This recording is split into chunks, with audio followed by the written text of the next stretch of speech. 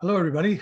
Thanks for joining me today. It's September 19th, 11 a.m. on the dot. I'd like to start these things promptly and end them in about half an hour out of respect for the time you're taking out on a Monday morning of all things for a little discussion of where the financial markets are going, what the global economy is doing. We'll try to cover quite a bit today. This is obviously an important week. It's Fed week. The Fed meets on Tuesday and Wednesday, and there's a lot has been discounted. I mean, the fact that the last look, well, I'm looking right now, the S&P 500 is actually up a little bit. The bond yield got to 3.5%, then backed off a little bit. I think everybody's already discounted the fact that the Fed's going to be raising interest rates on Wednesday. The only question is how much. I think the market's still priced in something like 75 basis points. But after September 13th, when the CPI came out and turned out to be worse than expected, particularly on the core basis, I think there's a reasonable likelihood here that Fed officials will go for a full increase of 100 basis points. I think the market would actually welcome that. Let's just get this over with. I mean, we know that the Fed's going to be raising interest rates. We know that the market has an opinion on how far they're going to be raising interest rates by looking at the 2-year, by looking at the futures markets. And so it's no surprise if they do 100 basis points. And then maybe one more increase after that. I guess there's going to be a big debate on what the terminal rate is on the Fed funds rate. But there's no debate as far as I'm concerned when you look at the yield curve. The yield curve is already telling us that short-term interest rates are getting up to levels that are making bond yields look attractive. How does that make sense? Well, it makes sense to the extent that the perception at this point in the monetary policy tightening cycle is that if the Fed keeps going, something will blow up. There'll be a financial crisis, and that crisis could become a credit crunch, but that could become a recession. And that's where you see the yield curve start to invert. And the yield curve has been inverting for the past few weeks, and will likely continue to invert with what the Fed is likely to do on Wednesday. We're not in the hard recession camp. We're in the soft recession, soft landing camp. We're predicting a growth recession, which isn't really a prediction. It's a description of what we've been seeing since the first half of the year. The prediction is that it'll continue to be a growth recession, very little, if any, growth. You may have seen that the Atlanta Fed's latest tracking model showed a 0.5% increase in the third quarter, following slight decreases in real GDP in the first quarter and the second quarter. And just I think that'll continue into the end of the year. Then next year, I think, could be the recovery year from this growth recession. But what I think is different this time, and I know that's always a dangerous way to look at things, but what is different, I think, is that while something could break, there could be some sort of financial crisis resulting from the Fed raising short-term interest rates and bond yields having gone up already. Maybe it'll occur in the mortgage market. Mortgage yields have gone up a lot, or it doesn't even have to be here. It could be overseas.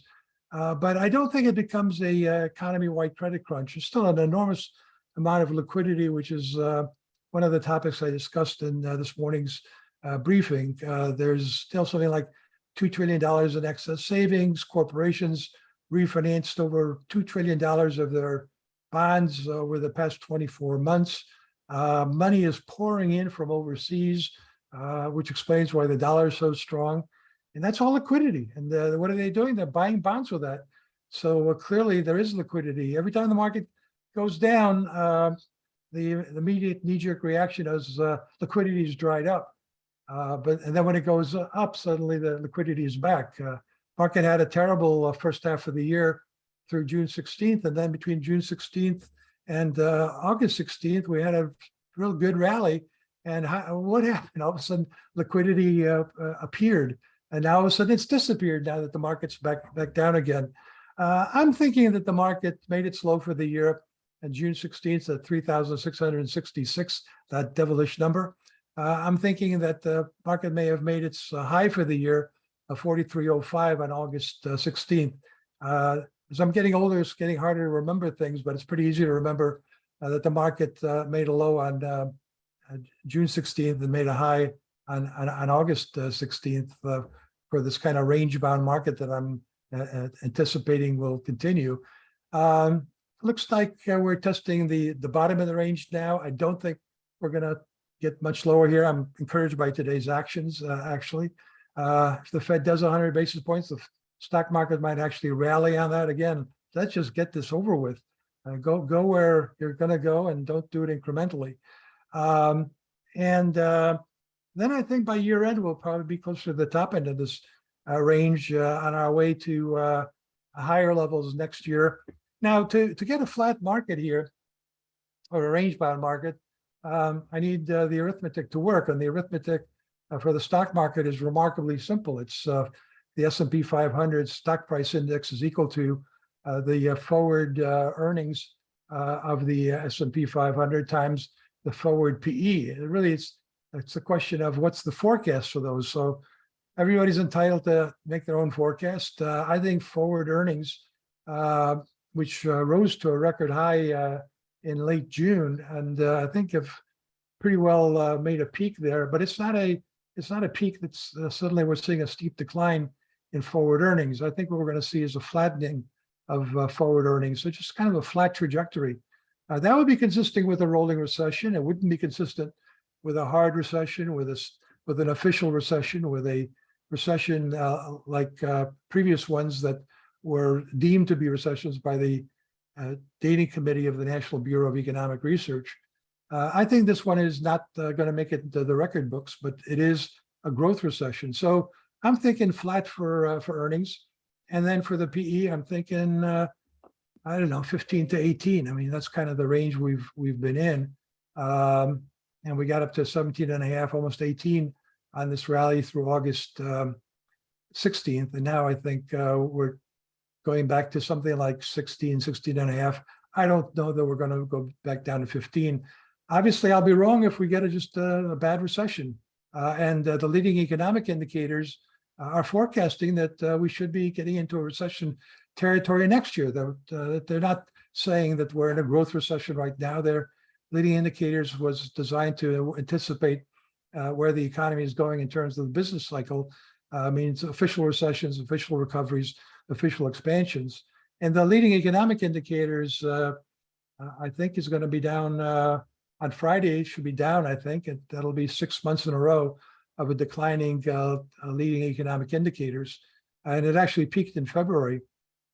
And we'll get July's number on Friday. And that's something I am concerned about.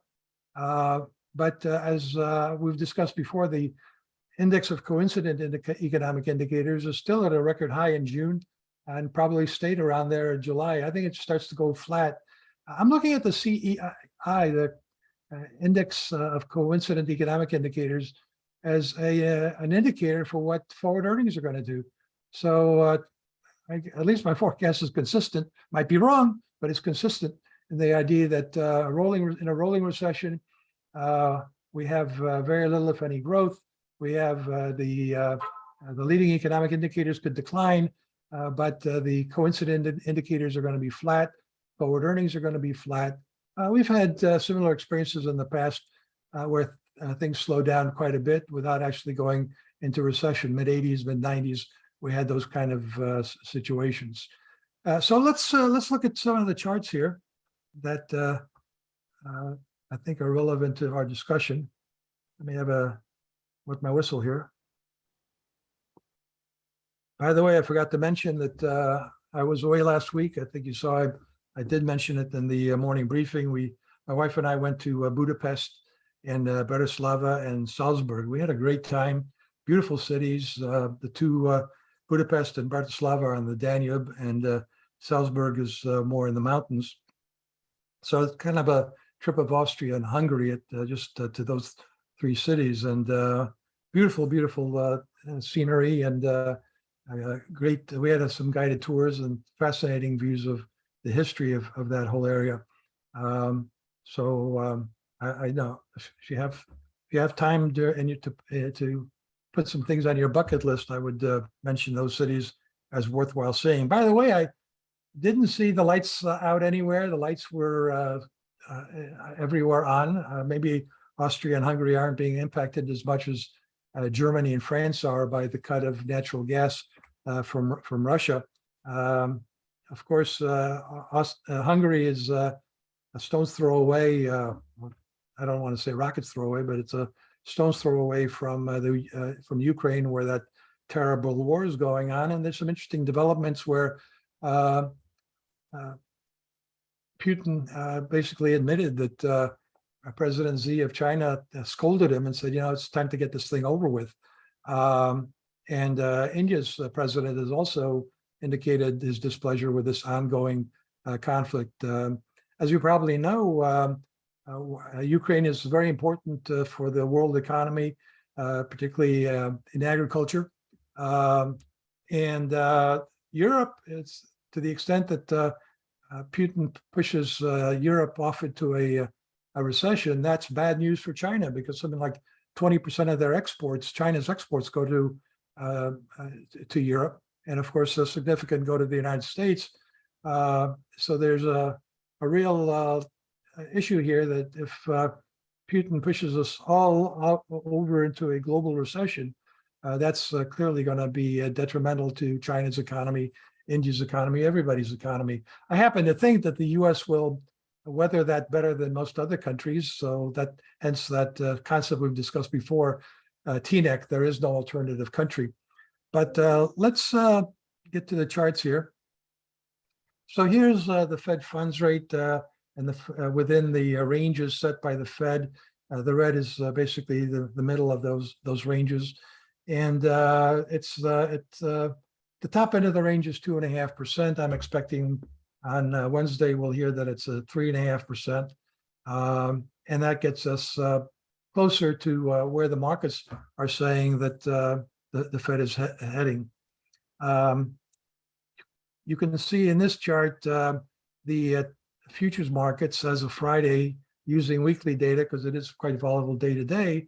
Also, we ran into data limits when we did daily charts of this, that just the system just kind of blew up. So we had to stick with the weekly. But at any rate, the weekly is, again, less volatile. It certainly shows the trend of where things are going. So you can see the federal funds rate average range. The average in that range is 2.38%. The nearby is at 3.06%. The 3-month ahead is 3.75. Let's jump to the 12-month. And the 12-month is already looking at 4.26%. So arguably, the futures markets are saying that there's 150 to 200 basis points left for the Fed to tighten. And again, to the extent they just go big and do 100 basis points now and maybe 75, 100 if necessary. I don't think it'll be necessary. I think 50 will do the trick on the next increase. But I think the markets will actually be relieved that we're getting closer to the end of this monetary policy tightening. Now, with regards to the 2-year, again, look at the relationship of the 2-year to the Fed funds rate. And you can see that the 2-year is a pretty good leading indicator of where the Fed funds rate's going. And it'll overshoot. It's over here, it saw a peak here, but it peaked a little bit too high, let's put it that way. Here it was kind of closer to where it works pretty well. And when the Fed funds rate is falling, it tends to be a coincident indicator of the Fed funds rate. So somewhere around here, the Fed funds rate right now, this has been the 2-year is predicting 3.77. That's the weekly number. I think I'm looking at my screen here. Let's see. Just looking for the 2-year. The 2-year is 3.927, so it's at 4%. So again, I'm a big fan of the 2-year as an indicator of where the markets think the Fed funds rate is going. And so here's a closer picture, more compressed picture, looking at the daily numbers for the 2-year versus the Fed funds rate. And again, 100 basis points is easily in the market. So how do we know when we're going to get to the terminal rate? That is to say, the terminal rate in the monetary policy tightening cycle. And the answer is the 2-year, the 10-year, 2-year spread, the yield curve spread, because when you start to see that investors are buying bonds and keeping that yield down relative to the rising 2-year, that's an indication that the markets, the investors, are starting to bet that if the Fed keeps going here, it'll do what it wanted to do, which is bring inflation down. It might do it by doing something it didn't want to do, cause a recession, but they're willing to take that risk. And so clearly the 10-year, 2-year is saying we're getting closer to the terminal rate. Historically, as we've discussed before, I've done some work on this in the past with Melissa Tagg. We've looked at the yield curve and just come up with a conclusion that the yield curve really doesn't forecast recessions. What it does is it does indirectly. What it really does is it forecasts that if the Fed keeps tightening, something will break. There'll be a financial crisis. And you can see the history of the yield curve here is pretty good at anticipating something blowing up. And that financial crisis then quickly morphed into economy-wide credit crunches, which then became a recession. So what's the yield curve doing now? It's, I guess, based on history, it's forecasting that something's going to blow up, that'll become a credit crunch, and that'll turn into a hard recession. However, we're in the rolling recession camp, and we're arguing that there's some very powerful forces out there. Well, the liquidity forces, there's still ample liquidity to keep the system from going from a financial crisis into a credit crunch into a recession. And I guess we're going to find out soon enough, because the leading economic indicators are saying that showtime for a recession is going to be early next year. And the inverted yield curve, if you're just a believer that it's, hey, let's not get too cute about what it's saying. What it's saying is a recession is coming. So it's showtime. We're going to get to that point very quickly here. Meanwhile, another spread which we're all looking at is the high yield corporate bond spread relative to the 10-year yield. And the only problem with that spread is by the time it tells you we're in a recession, going into a recession, we're in a recession. It tends to be coincident to a lagging indicator. And it gave us some indications of relief back here that things were not going to be as tight on the credit side. But still, the credit system seems to be hanging in there. The banks are very much flush with capital. They're not in danger. This liquidity issues, when I discuss this in the morning briefing, and we'll have more to say about tomorrow. You can see that the VIX versus the high yield spread, again, that's not screaming that we're in trouble, but again, by the time it does, it's kind of useless. But I guess, if you want to see where there is a credit crunch, it's in the mortgage market, and mortgage yields have absolutely soared from about 3% last year to over 6% now. And that's clearly producing a housing recession, but not across the board. Multifamily housing starts still looks reasonably strong. The permits look reasonably strong. With the rents so elevated, landlords have an incentive to build multifamily. But QT2, the termination of QE, the QT2 clearly has had an impact in the bond market and in credit spreads, because you can see this credit spread between the mortgage yield and the 10-year. With regards to liquidity, take a look at the 24-month sum of savings, and that's this number here. That's it's basically 2%. So let's do that again. It's basically $2 trillion that was cumulatively saved over the past 24 months. You can see that before the pandemic, the pace was around $1.1 trillion on a 24-month basis. And so, we've got at least $1 trillion more in excess savings. And because there is all that, personal savings has some, people have the opportunity to cut back on their personal saving because they've already saved quite a bit. Now, of course, there's distributional issues here. People with low incomes, low wealth, obviously aren't as fortunate as a middle class and upper incomes. But the fact is, the money is actually there. Then I mentioned the non-financial bonds. We've had a tremendous amount of gross issuance, $1.8 trillion in gross issuance over the past 24 months. The net number is only 131. So the implication is that there's been an enormous amount of refinancing of debt, $1.8 trillion over the past 8 quarters. We had to switch over to quarterly data. So $1.8 trillion has been refinanced at record low interest rates over the past 24 months. The banks are well capitalized.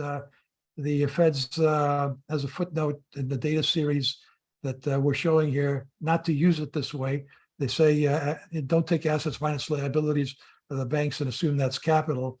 That's what I'm going to do anyways. It's not a precise indicator, obviously, as the Fed warns, but it kind of makes sense that with the financial crisis, the great financial crisis, banks were required to have a lot more capital, and we're seeing that here in terms of capital. When you look at it relative to risky assets, particularly loans, again, I got to work with the data I have, and this shows again that the capital ratio, or the amount of capital proxy relative to loans, this is loans and leases, remains very high, and that's by regulation. The financials, again, are in good shape. It's one of the reasons that I don't think we're going to have anything like the great financial crisis. This is when, this is the forward earnings of S&P 500 financials, and they just took an absolute dive here in 2007, 2008, 2009. One of my favorite economists, Larry Summers, has now that he's outside of the government. When he was in the government, he wasn't one of my favorites. But when he was back in the government, back in 2009, early 2009, he said that the Obama administration, when it comes in, would force banks to cut back their dividends to de minimis, not pay any dividends if at all possible. And the banks got annihilated in early 2009. But certainly things were getting trashed all along here because of the blowing up the subprime mortgage problem. Here's what we got going right now in the blue line. We're at an all-time record high on forward earnings. The other lines show you trailing 4-quarter trailing operating earnings. Joe did a really nice job. Joe Abbott did a really nice job of creating these charts, and we have a chart book that's got that for all the sectors. Well, how about this idea that CNBC was raising a well-known billionaire was on the program saying that home prices are crashing more so than they're going to crash in the great financial crisis. And I was asked to comment on it. And I guess this is really the heart of the story, is that when you look at the total household real estate value, it's $41 trillion. Owner's equity is $29 trillion, and home mortgages is $12.2 trillion. So we can do some ratios here that shows that home mortgages as a percentage of the value of homes peaked over here at over 50%. That's how much leverage people had in their homes. And now it's down to about 30%, which is the lowest it's been since the 50s. So people have a lot of skin in the game and in their real estate value. They're not as leveraged as they had been in the past. And you can see that in this chart. So in terms of, they own 70% of their homes, which is up from less than 50% during the great financial crisis. So, easy come, easy go. I mean, prices went up a lot. For a lot of people, they're going to come down a lot, but unless they went out and took out a home equity loan, the data doesn't show that people went out and did that. It's not a big deal. Let me finish up here on this liquidity notion that by looking at this TICS data. Treasury International Capital System comes out monthly with this data. Never used to look at it, but finally figured out the right way to look at it by taking a kind of 12-month sums and looking at it private versus official. Anyways, here's the story. We've got the private inflows, $1.5 trillion over the past 12 months. That's been running at this record pace of $1.5 trillion for the past few months on a year-over-year basis. Officials aren't doing much in terms of capital inflows into the U.S., but this is TNIC. There is no alternative country. The U.S. is a safe haven. So what are they buying? Well, they're not buying stocks in the U.S. They're buying bonds, and you can see that they bought $880 billion of bonds over the past 12 months. through July. Not a record high, but it's getting there. And let's see how August, September play out. On the other hand, with all due respect to my friends abroad, they tend to be contrary indicators when it comes to the equity market. Right now, they're selling, which from a contrarian perspective is bullish. Stare at this chart on your own when you like, but we did put bear markets and corrections into this thing. And you can see that they have not been interested in buying our equities.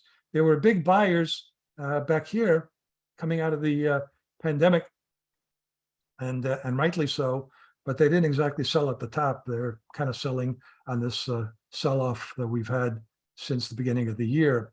So those are some things to look at, to think about, give you some guidance, hopefully. I don't think the world's coming to an end.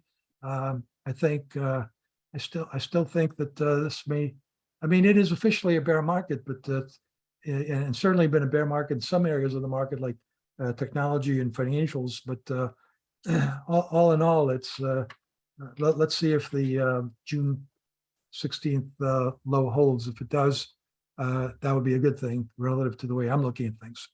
So with that, let's open it up for some questions. Typically, this is Jay. Typically, the Fed telegraphs big hikes like 100 basis points as Powell wants good communication. In your morning briefing, you opined 100 this Wednesday, but without him communicating that well ahead, what are the odds? That's a very good point. And, you know, I'm looking at the journal this morning and I don't see any lead articles saying that the Fed is seriously considering going by 100 basis points.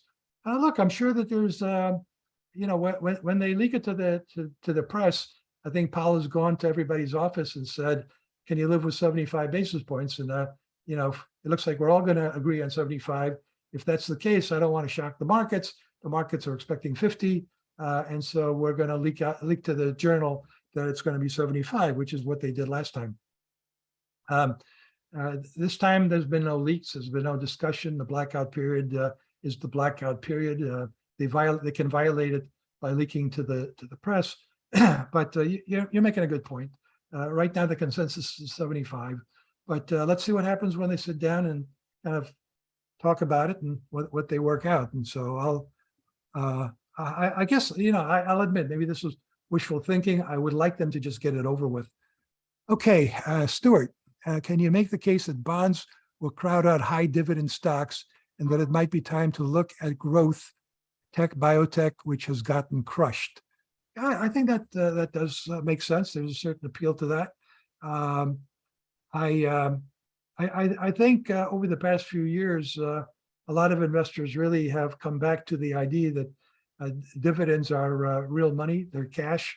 You see them, you can touch them, you can spend them. You can put them back in the market if you like, or you can go out and splurge on something. So I think dividends are here to stay. And I wouldn't be surprised if in a growth recession environment that we don't get any companies cutting their dividends, and maybe a few will actually increase their dividends, not that they have to be more competitive with bonds.